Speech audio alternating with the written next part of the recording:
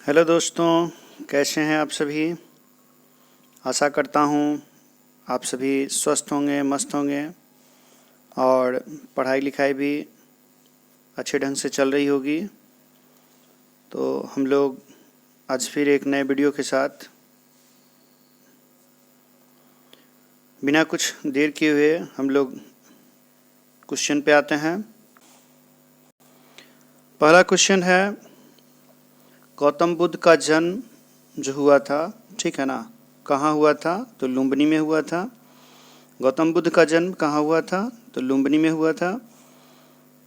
लुम्बिनी किसका धार्मिक स्थल है? तो गौतम बुद्ध का जन्म कपिलवस्तु के लुम्बिनी नामक वन में शाक्य क्षत्रिय कुल में 563 ईसा पूर्व में हुआ था। लुम्बिनी संप्रति नेपाल में है। लुम्बिनी जो है सो कहाँ है? नेपाल में है।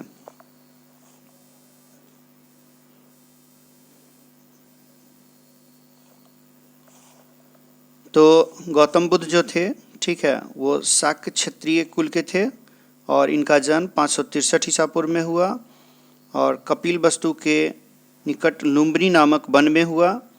और ये लुम्बिनी जो है सो नेपाल में पड़ता है। बुद्ध शब्द का तात्पर्य क्या है? तो बुद्ध शब्द का तात्पर्य जो है सो आपको एक ज्ञान संपन्न व्यक्ति है।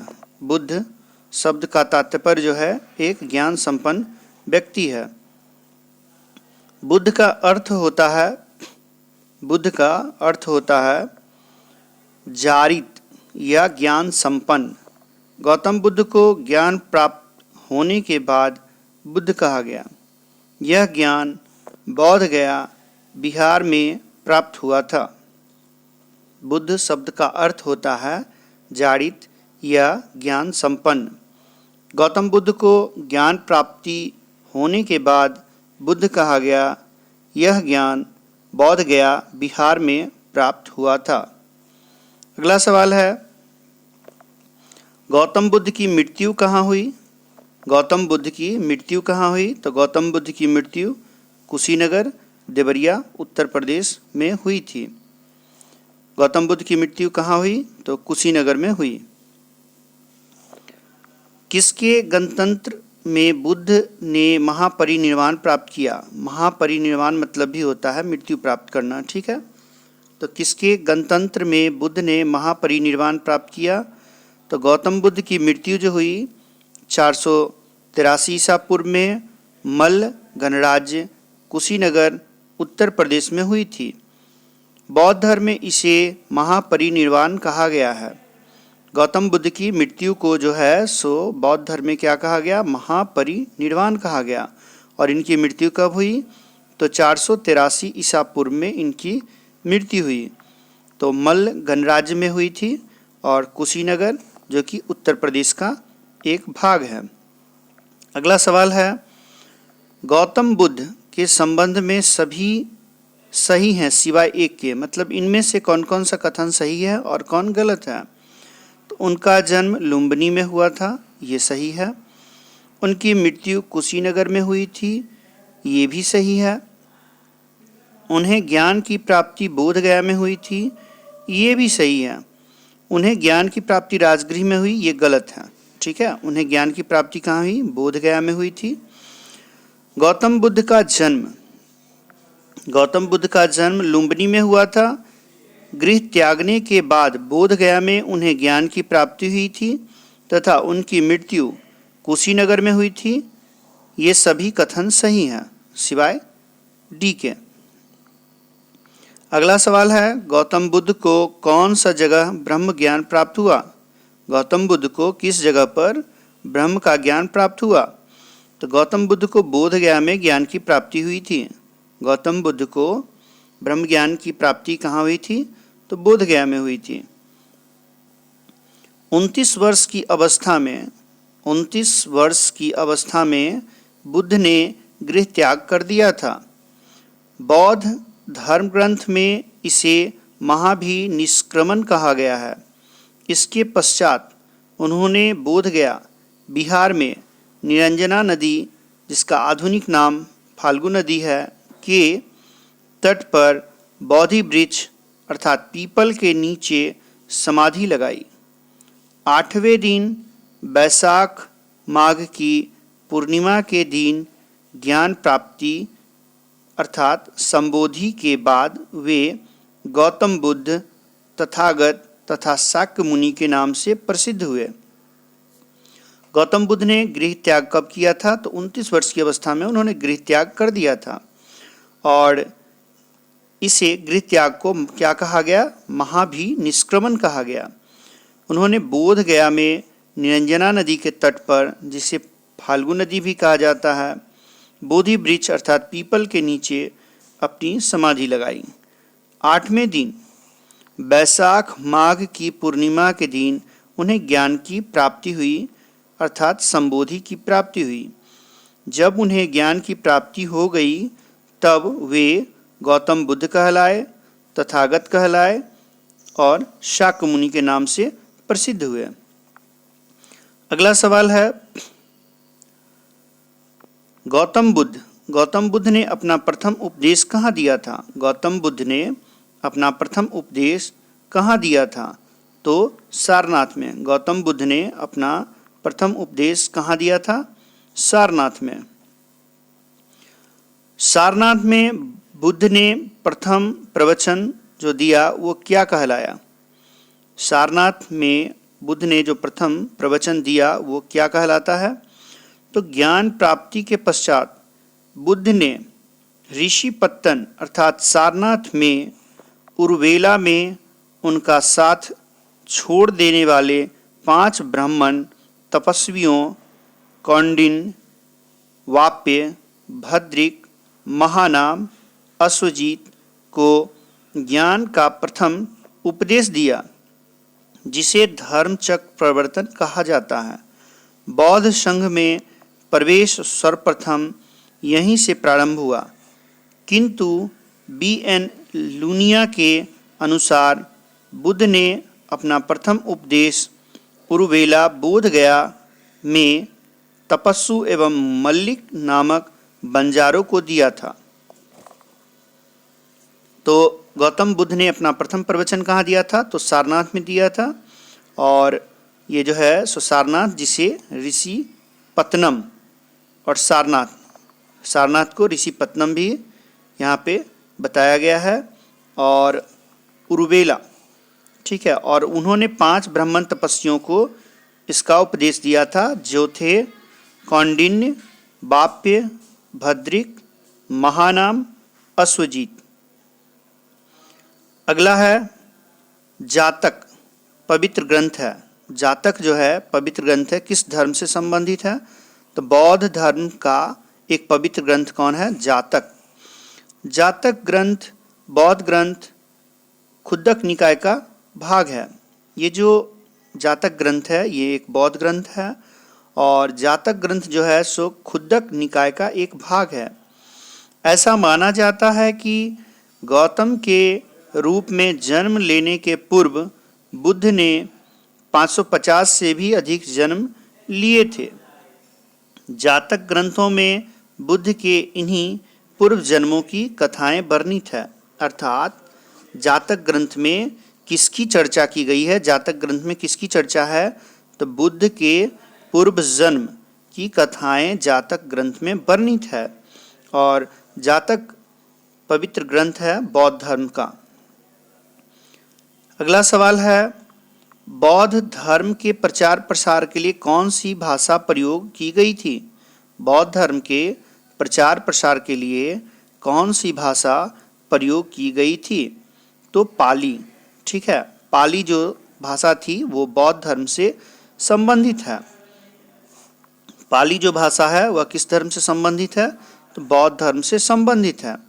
बुद्ध ने अपने उपदेश तथा धर्म के प्रचार प्रसार के लिए पाली भाषा का प्रयोग किया। कालांतर में अधिकांश महायान ग्रंथ संस्कृत में लिखे गए हैं।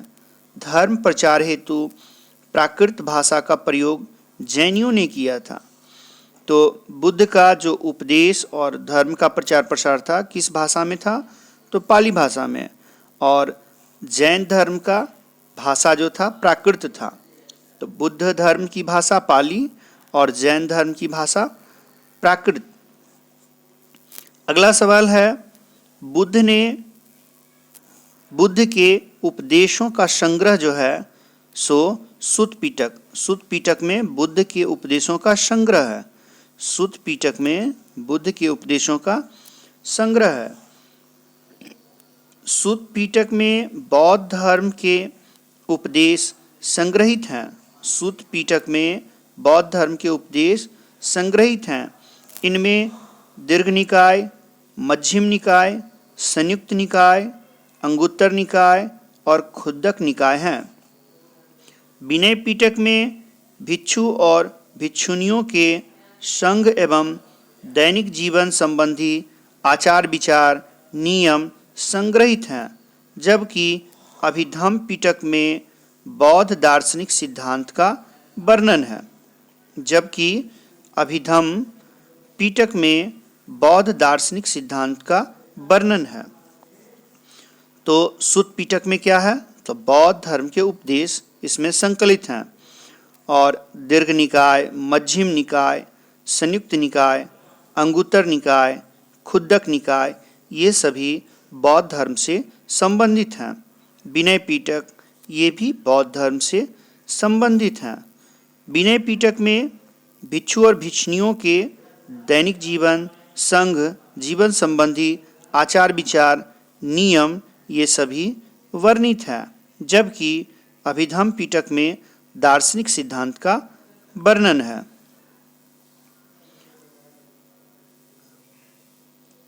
अगला सवाल है, बौद्ध शिक्षा। बौद्ध शिक्षा का वर्णन निम्नलिखित में से किसमें है?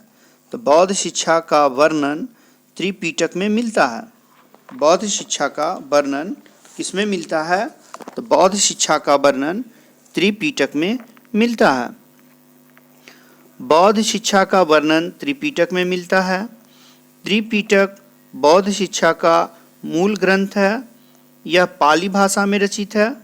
इसको 3 भागों में बांटा गया है। त्रिपिटक के अंतर्गत कौन कौन से आते हैं? तो सुत्त पिटक, विनय पिटक और अभिधम्म पिटक। इनको बुद्ध के महापरिनिर्वाण के बाद संकलित किया गया था। सुत्त पिटक, विनय पिटक और अभिधम्म पिटक जो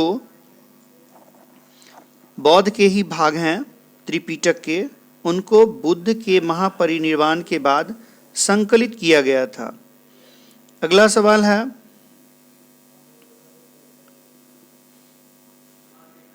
निम्नलिखित में से बुद्ध का समकालीन कौन था? निम्नलिखित में से बुद्ध का समकालीन कौन था? तो बुद्ध के समकालीन थे कन्फ्यूशियस। कन्फ्यूशियस जो था वो बुद्ध का समकालीन था। कन्फ्यूशियस जो था वो बुद्ध का समकालीन था। जिस प्रकार गौतम बुद्ध ने भारत में बौद्ध धर्म का प्रवर्तन किया, उसी प्रकार 500 ईसा पूर्व में चीन में विद्यमान कन्फ्यूशियस के सिद्धांतों पर कन्फ्यूशियस धर्म बना। कन्फ्यूशियस को चीन लोग राजा फूत से कहते हैं, जिनका समय है 551 से 479 ईसा पूर्व। ये महावीर तथा बुद्ध के समकालीन थे। ये जो कन्फ्यूशियस राजा जो चीन का था, जिसे राजा फूत से भी कहा जाता था, वह जो था किसके समकालीन था? तो महावीर और बुद्ध के समकालीन थे। इन्होंने समाज को आचरण के नियम की शिक्षा दी। समाज के आचरण की शिक्षा जो है सो कन्फ्यूशियस या राजा फूत्से ने दी। अगला सवाल है, गौतम बुद्ध द्वारा भिक्षुनी संघ की स्थापना कहाँ की गई थी? गौतम बुद्ध द्वारा भिक्षुनी संघ की स्थापना कहाँ की गई थी? तो वैशाली में। गौतम बुद्ध द्वारा भिक्षुनी संघ की स्थापना वैशाली में की गई थी। तो भिक्षुनी संघ की स्थापना वैशाली, बौद्ध धर्म का। बौद्ध धर्म को ग्रहण करने वाली बौद्ध धर्म को ग्रहण करने वाली प्रथम महिला कौन है? तो बौद्ध धर्म को ग्रहण करने वाली प्रथम महिला जो है सो आम्रपाली है। गौतम बुद्ध द्वारा वैशाली में आम्र वाटिका में भिक्षुनी संघ की स्थापना की गई थी। ये भिक्षुनी संघ की स्थापना जो हुई थी वो आम्र वाटिका में हुई थी। गौतम बुद्ध के द्वारा वैशाली में आम्र वाटिका में भिक्षुनी संघ की स्थापना की गई थी। इस संघ में प्रवेश पाने वाली प्रथम महिला बुद्ध की सौतेली माता प्रजापति गौतमी थी। अपने प्रिय शिष्य आनंद के आग्रह पर महात्मा बुद्ध ने इसकी अनुमति प्रदान की। कालांतर में वैशाली का प्रसिद्ध नगरवधु आम्रपाली भी उनकी शिष्या बनी। तो भिक्षुनी संघ की स्थापना कहाँ हुई? वैशाली में हुई, आम्र वाटिका में हुई, गौतम बुद्ध के द्वारा हुई। और इस संघ में प्रवेश करने वाली प्रथम महिला बुद्ध की सौतेली माँ प्रजापति गौतमी थी। और ऐसा गौतम बुद्ध ने किनके कहने पर किया? तो उनका जो प्रिय शिष्य था आनंद, उसी के आग्रह पर उन्होंने इसकी अनुमति दी। बाद में वैशाली की प्रसिद्ध जो नगरवधु थी आम्रपाली, वह भी भिक्षुनी संघ गौतम बुद्ध द्वारा बनाया गया भिक्षुनी संघ की शिष्या बनी थी। अगला सवाल है सांची। सांची किसकी कला वो मूर्ति कला का निरूपण करता है? सांची किसकी कला वो मूर्ति कला का निरूपण करता है? तो सांची जो है सो बुद्ध धर्म से संबंधित है। सांची जो है सो किस धर्म को दर्शाता है? तो बौद्ध धर्म को दर्शाता है। सांची मध्य प्रदेश बौद्ध कला का केंद्र स्थल रहा है। यह एकमात्र ऐसा स्थान है जहां बौद्ध कालीन शिल्प कला के समस्त नमूने विद्यमान हैं। ये जो सांची मध्य प्रदेश का क्षेत्र है वो बौद्ध कला से संबंधित है और यह एकमात्र ऐसा स्थान है जहां बौद्ध कालीन शिल्प कला के समस्त नमूने विद्यमान हैं। सांची के स्तूप पर अनेक मूर्तियां उत्कीर्ण मिलती है। सांची के स्तूप पर अनेक मूर्तियां उत्कीर्ण मिलती है। मार्शल के अनुसार सांची स्तूप का निर्माण अशोक के शासनकाल में हुआ था। अर्थात सांची स्तूप किसने बनवाया था? तो अशोक ने बनवाया था। और ये स्टेटमेंट किसका है? तो मार्शल का स्टेटमेंट है। अगला सवाल है बौद्ध स्मारक स्तूप। बौद्ध स्मारक स्तूप कहाँ बनाए जाते थे? बौद्ध स्मारक स्तूप कहाँ बनाए जाते थे? तो ये सभी जगह बुद्ध के अवशेषों पर, बुद्ध के जीवन से संबंधित स्थानों पर, संघ के प्रमुख सदस्यों के अवशेषों पर, बौद्ध मठ द्वारा अर्चना के स्थानों पर, ये सभी जगहों पर बौद्ध स्मारक स्तूप बनाए जाते थे। बुद्ध के अवशेषों पर, बुद्ध के जीवन से संबंधित स्थानों पर, संघ के प्रमुख सदस्यों के अवशेषों पर, बौद्ध मठ द्वारा अर्चना के स्थानों पर, ये सभी जगह गौतम बुद्ध के बौद्ध स्तूप, बौद्ध के अवशेष पर, बुद्ध के जीवन से संबंधित स्थानों पर, संघ के प्रमुख सदस्यों के अवशेषों पर तथा बौद्ध मठ द्वारा अर्चना के स्थानों पर बनाए जाते थे। अगला सवाल है बुद्ध के उपदेशों का मुख्य संबंध था। बुद्ध के उपदेशों का मुख्य संबंध था विचारों और चरित्र की शुद्धता से। बुद्ध का जो उपदेश था किससे संबंधित था? तो विचारों और चरित्र की शुद्धता से संबंधित था। बुद्ध के उपदेशों का मुख्य संबंध विचारों और चरित्र की शुद्धता से था। बुद्ध जटिल दार्शनिक समस्याओं में कभी नहीं उलझे। बुद्ध जो है जटिल दार्शनिक समस्याओं में कभी नहीं उलझे तथा एक नैतिक दार्शनिक के रूप में उन्होंने मनुष्य के नैतिक तथा सामाजिक गुणों के विकास पर ही बल दिया। अगला सवाल है कपिल वस्तु जो संबंधित है। कपिल वस्तु संबंधित है किससे? तो भगवान बुद्ध से संबंधित है। कपिल वस्तु नामक स्थान किससे संबंधित है? भगवान बुद्ध से संबंधित है। कपिल वस्तु भगवान बुद्ध से संबंधित है। बुद्ध के पिता शुद्धोधन कपिल वस्तु के शाक्यगण के प्रधान थे। बुद्ध के पिता का क्या नाम है? तो शुद्धोधन, जो कि कपिल वस्तु के शाक्यगण के प्रधान थे।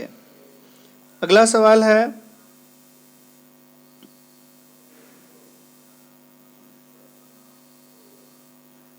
चतुर्थ बौद्ध सम्मेलन किसके शासनकाल में हुआ था? चतुर्थ बौद्ध सम्मेलन किसके शासनकाल में हुआ था?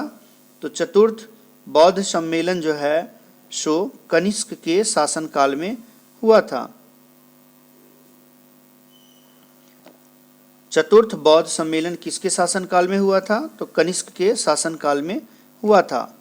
बौद्ध धर्म की चतुर्थ एवं अंतिम संगति अर्थात सम्मेलन कुषाण शासक कनिष्क के राज्यकाल में कश्मीर के कुंडल वन में हुई थी। इसकी अध्यक्षता वसुमित्र ने की थी तथा अश्वघोष इसके उपाध्यक्ष बने। चतुर्थ बौद्ध संगति कनिष्क के शासनकाल में हुई और यह अंतिम संगति थी। ये कनिष्क जो था कुषाण शासक था और यह सम्मेलन यह संगति कश्मीर के कुंडलवन में हुई थी। इसकी अध्यक्षता वसुमित्र ने की थी तथा अश्वघोष इसके उपाध्यक्ष बने थे। अगला सवाल है बौद्ध धर्म से संबंध अर्धगोला अत्यंष्टि संबंधी टीले को क्या कहते हैं? बौद्ध धर्म से संबंधित जो अर्धगोलाकार अंत्येष्टि संबंधी टीला जो होता था उसको क्या कहा जाता था? तो उसे स्तूप कहा गया है। ठीक है, उसे क्या कहा गया है? स्तूप कहा गया है। महात्मा बुद्ध के महापरिनिर्वाण के बाद उनकी अस्थियों को 8 भागों में बांटा गया तथा उन पर समाधियों का निर्माण किया गया। इन्हीं को स्तूप कहा जाता है। ध्यातव्य है कि स्तूप का उल्लेख सर्वप्रथम ऋग्वेद में प्राप्त होता है, जहां अग्नि की उठती हुई ज्वालाओं को स्तूप कहा गया है। महात्मा बुद्ध के महापरिनिर्वाण के बाद उनकी अस्थियों को 8 भागों में बांटा गया तथा उन पर समाधियों का निर्माण किया गया, जिसे स्तूप कहा जाता है। और ये स्तूप शब्द का उल्लेख सर्वप्रथम ऋग्वेद में मिलता है। अग्नि की उठती ज्वालाओं को स्तूप कहा गया है ऋग्वेद के अनुसार। अगला सवाल है आजीवक संप्रदाय के संस्थापक कौन थे? तो मखली गोसाल। आजीवक संप्रदाय के संस्थापक कौन थे? तो मखली गोसाल। बुद्ध के जन्म के पूर्व एक प्रमुख धार्मिक संप्रदाय आजीवक संप्रदाय था, जिसके संस्थापक मखली गोसाल थे। इनका मत नियतिवाद कहा जाता था। अर्थात धार्मिक संप्रदाय आजीवक संप्रदाय की स्थापना किसने की? तो मखली गोसाल ने की और ये नियतिवाद भी इसे कहा गया है। अगला सवाल है जैन धर्म के प्रथम तीर्थंकर थे। तो जैन धर्म के प्रथम तीर्थंकर कौन थे? ऋषभदेव। जैन धर्म के प्रथम तीर्थंकर कौन थे? ऋषभदेव। जैन धर्म के प्रथम तीर्थंकर ऋषभदेव थे। पार्श्वनाथ जैन धर्म के 23वें तीर्थंकर थे, जबकि महावीर स्वामी 24वें एवं अंतिम तीर्थंकर थे। जैन धर्म के प्रथम तीर्थंकर ऋषभदेव, 23वें तीर्थंकर पार्श्व जैन और अंतिम एवं 24वां तीर्थंकर महावीर स्वामी। अगला सवाल है, महावीर ने निर्वाण प्राप्त किया कब? तो महावीर को निर्वाण की प्राप्ति कब हुई? तो 527 ईसा पूर्व में हुई। महावीर को निर्वाण की प्राप्ति हुई 527 ईसा पूर्व में। महावीर के जन्म एवं मृत्यु से संबंधित तिथियों में विवाद है। एक तिथि के अनुसार महावीर का जन्म 599 ईसा पूर्व में एवं मृत्यु 527 ईसा पूर्व में, जबकि दूसरी तिथि के अनुसार महावीर का जन्म 540 ईसा पूर्व में एवं मृत्यु 468 ईसा पूर्व में मानी जाती है। इन दोनों तिथियों में प्रथम तिथि अधिक मान्य है। अगला सवाल है, निम्नलिखित में से कौन जैन धर्म के असली संस्थापक माने जाते हैं? जैन धर्म के असली संस्थापक किसको कहा गया है? तो वर्धमान महावीर को कहा गया है। जैन धर्म के असली संस्थापक महावीर को कहा गया है। महावीर किस राजघराने में पैदा हुए थे? तो महावीर जो है 24वें तीर्थंकर थे और जैन धर्म के वास्तविक संस्थापक माने जाते हैं। उन्होंने पार्श्वनाथ के 4 जैन सिद्धांत सत्य, अस्तेय, अहिंसा, अपरिग्रह में अपना 5वां सिद्धांत ब्रह्मचर्य जोड़ा। उनका जन्म कुंडल ग्राम में ज्ञात्रिक क्षत्रिय कुल में हुआ था। तो वर्धमान का महावीर का जन्म कुंडल ग्राम में हुआ, ज्ञात्रिक कुल में हुआ और इन्होंने 5 सिद्धांत दिया, जो 4 सिद्धांत पार्श्वनाथ ने दिया था, सत्य, अस्तेय, अहिंसा, अपरिग्रह, उसमें उन्होंने अपना 5वां सिद्धांत ब्रह्मचर्य को जोड़ा। महावीर का जन्म कहाँ हुआ था? तो महावीर का जन्म कहाँ हुआ? कुंडलग्राम वैशाली में हुआ। ठीक है, महावीर का जन्म कहाँ हुआ? कुंडलग्राम वैशाली में हुआ। जैनवाद में पूर्ण ज्ञान को किस रूप में उल्लेखित किया गया है? जैनवाद में पूर्ण ज्ञान को किस रूप में उल्लेखित किया गया है? तो कैवल्य। ठीक है, जब जैनवाद में किसी को पूर्ण ज्ञान की प्राप्ति हो जाती है या हो जाती है तो उसे किन शब्दों से उल्लेखित किया गया है? कैवल्य। जैन धर्म में जो है सो जैनवाद के पूर्ण ज्ञान को कैवल्य की संज्ञा दी गई है। महावीर के विषय में कहा गया है कि 12 वर्षों की कठोर तपस्या वो साधना के पश्चात जृंभिक गांव के समीप ऋजुपालिका नदी के तट पर एक साल वृक्ष के नीचे कठोर तप के उपरांत उन्हें कैवल्य प्राप्त हुआ। कैवल्य प्राप्ति के पश्चात वे केवलीन, जीन, अर्हत, अहर्त और निर्ग्रंथ कहलाए। जब महावीर को ज्ञान की प्राप्ति हुई तो वे केवलीन, जीन, अहर्त तथा निर्ग्रंथ कहलाए। अगला सवाल है, बुद्धवाद एवं जैनवाद आंदोलन आवश्यक रूप से निम्नलिखित के विरुद्ध थे। बुद्धवाद एवं जैनवाद आंदोलन जो थे वो किनके विरुद्ध थे? तो ब्राह्मण के रिवाजों तथा औपचारिकताओं के विरुद्ध जो था बुद्धवाद और जैनवाद आंदोलन संबंधित है। बुद्धवाद और जैनवाद आंदोलन जो संबंधित है किसके विरुद्ध है? तो ये ब्राह्मणों के रिवाजों तथा औपचारिकताओं के विरुद्ध थे। बुद्धवाद एवं जैनवाद अनीश्वरवादी धर्म थे। बुद्धवाद और जैनवाद अनीश्वरवादी धर्म थे। इन्होंने ब्राह्मणों के रीति रिवाजों एवं कर्म कांडों का विरोध किया था। इनके अनुसार ब्राह्मणों के कर्मकांड और यज्ञ एक जीर्ण नाव के समान है जो संसार सागर से मनुष्य को पार नहीं ले जा सकती है।